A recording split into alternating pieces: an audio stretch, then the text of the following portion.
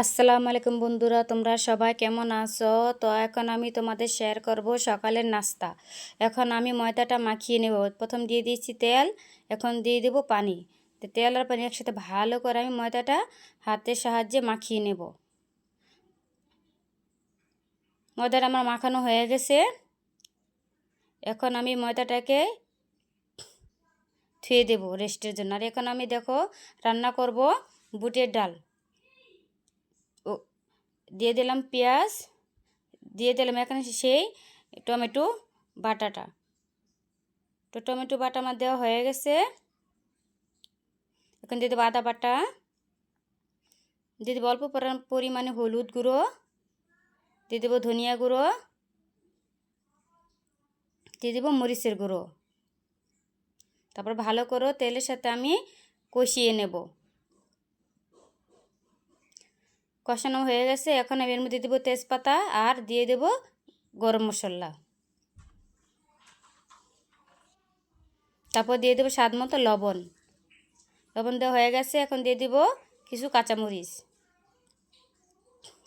তারপর দিয়ে দেবো বুটের ডালটা। বুটের ডালটা আমি দিয়ে দিয়েছি। এখন ভালো করে আমি বুটের ডালটা কষিয়ে নেব। কষানো হয়ে গেছে। এর মধ্যে দিয়ে দেবো আমি পানি দিয়ে একটু নেড়ে চেড়ে দেবো। এখন ডালটা আমার বলক এসে গেছে। এখন আমি চলে যাব লুচি বানাতে।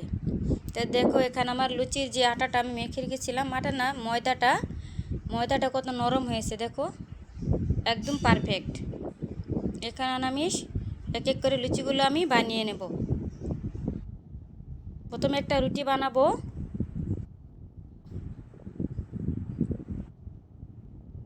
তো দেখো রুটিটা আমার বানানো প্রায় হয়ে এসেছে।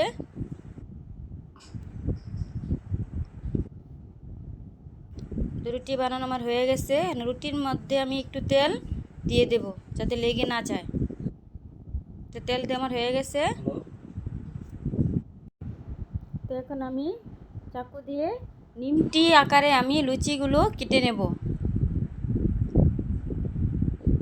একটা রুটিকে আমি 4টা লুচি বানিয়েছি একটি রুটি দিয়ে। এভাবে চাকু দিয়ে কেটে নিমটি আকারে আমি বানিয়েছি। দেখতে ভালো লাগে আর পোলাপান দেখলেও খুশি হবে।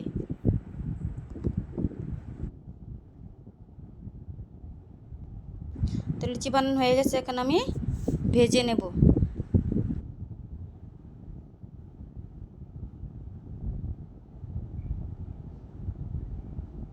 দেখুন আমার লুচিগুলো কত সুন্দর ফুলেছে।